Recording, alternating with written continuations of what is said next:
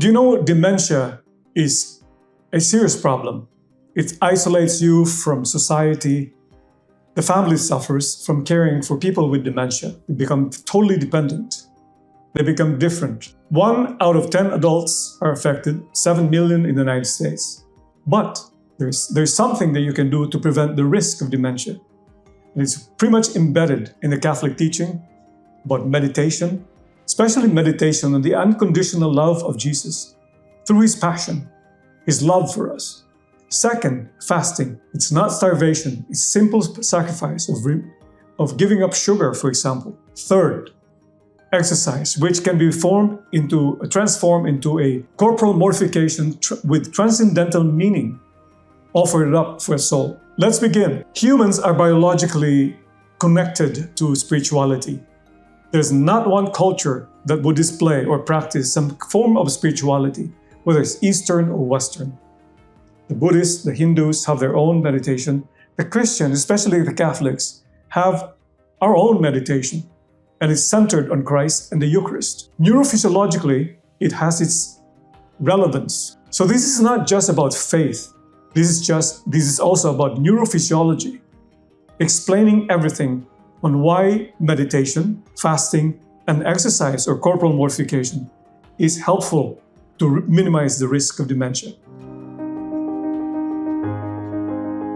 So let's start with digital detox. Why is this important?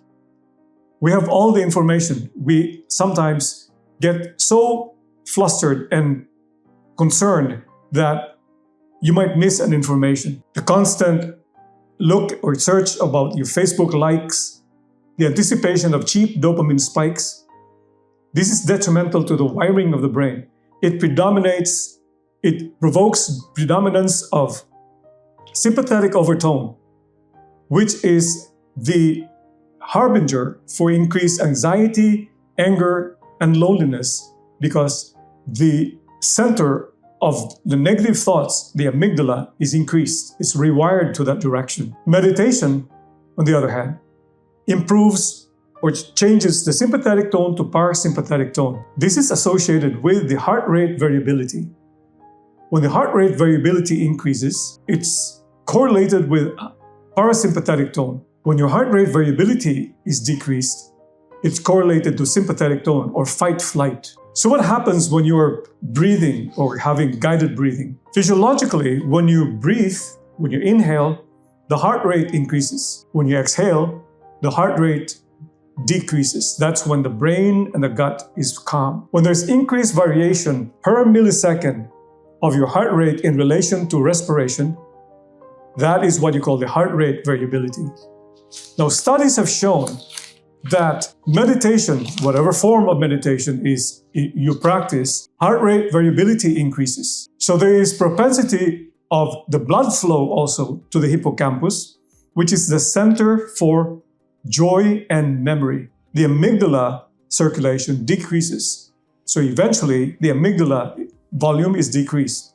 So in essence, the center for anger, depression, and negative thoughts is pretty much insignificant. The default reaction for any stress would be the hippocampal response, joy.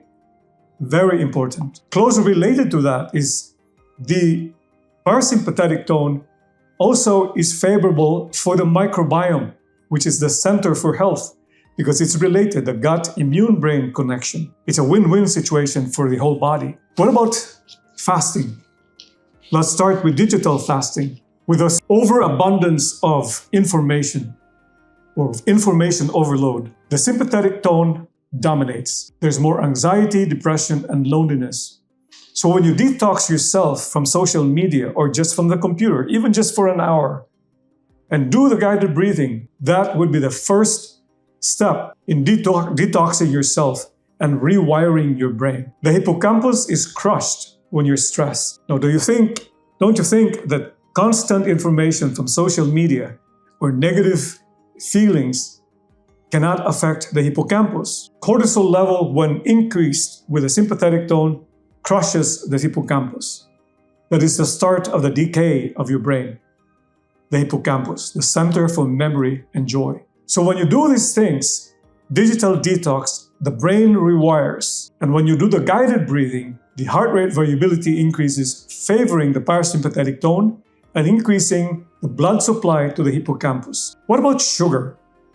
Fasting from sugar is the most important thing. It's not actually fasting from calories. Sugar is the number one enemy of the body. It provokes inflammation, especially high fructose corn syrup sugar, which is pretty much in the processed food.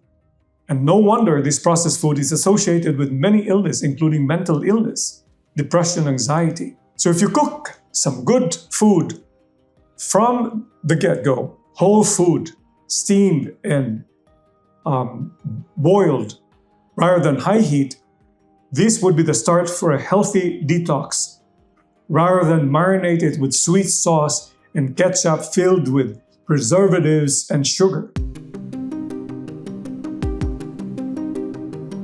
In the study, Association of Sugar Intake and Incident Dementia in UK Biobank, a prospective cohort study, they have reported that higher consumption of total sugars, free sugar, sucrose, and non-milk extrinsic sugar confers increased dementia risk, particularly among women. Well, women sometimes can be labeled with as having sweet tooth. Maybe there's a bias to this.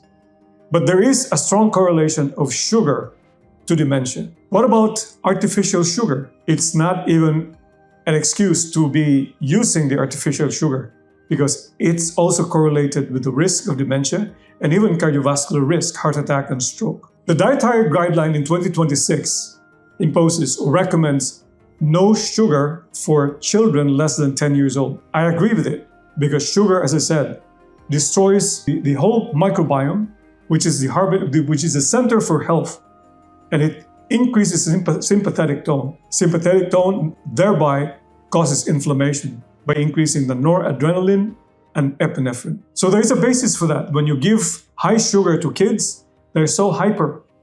And that's something that you need to seriously consider, because that's not good mentally and for the body. What about exercise?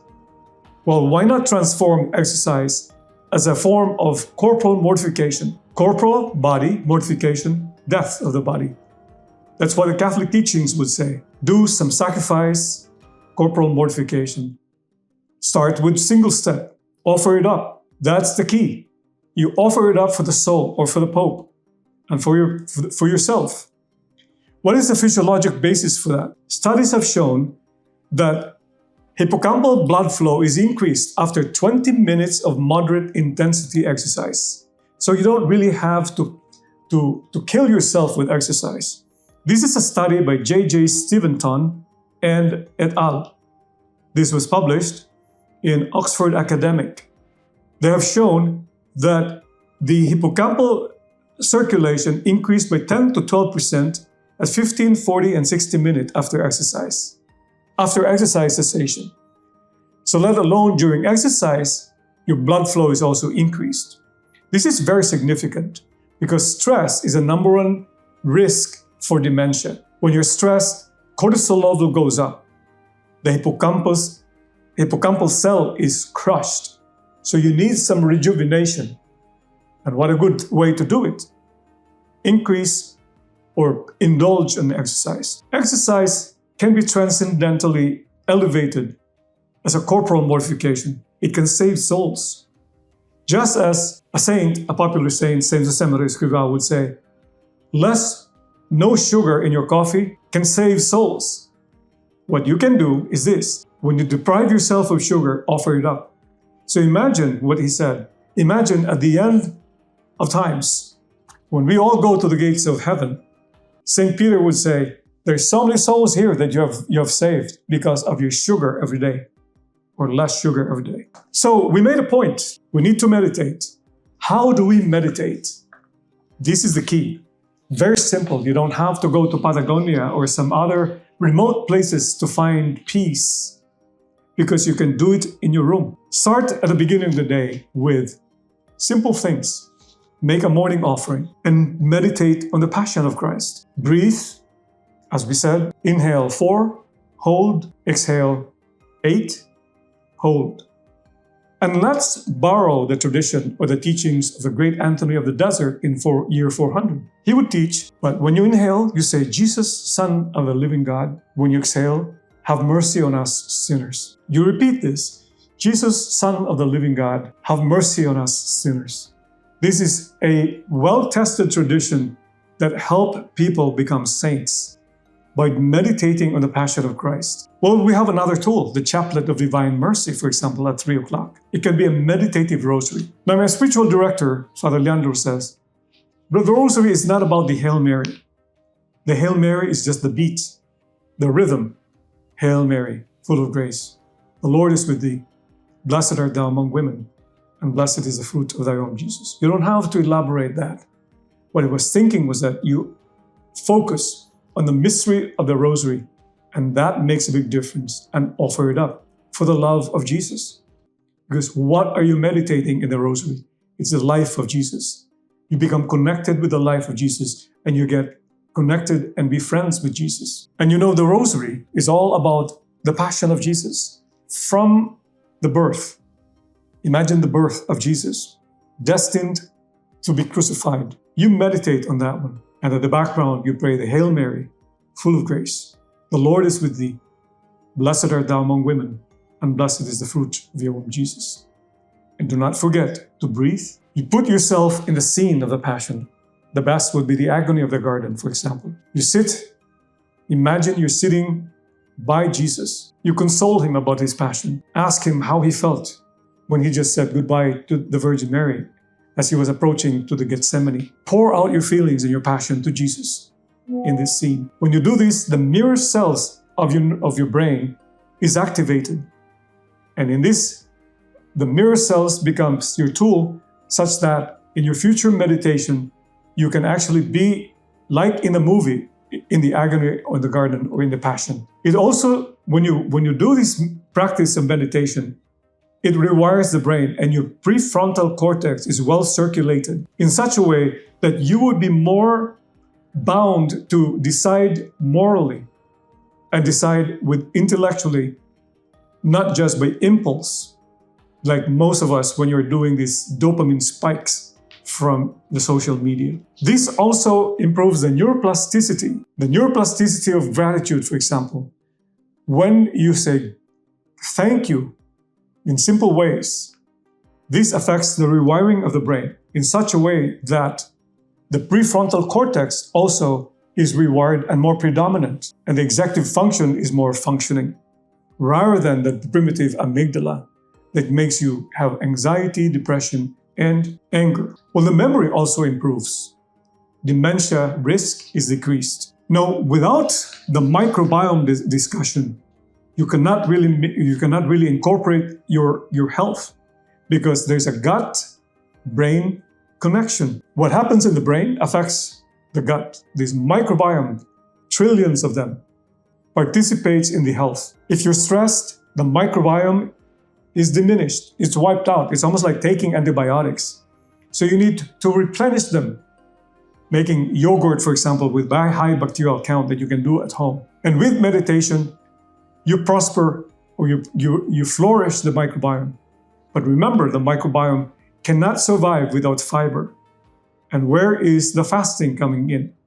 If you fast from sugar and switch yourself to high fiber diet, 8 cups of fiber a day, for example, 2 cups of vegetables twice a day, plus nuts, plus dried fruit, that would be important for the nutrition of the microbiome. So all these things are connected. You cannot just meditate, you cannot just fast, you cannot just exercise.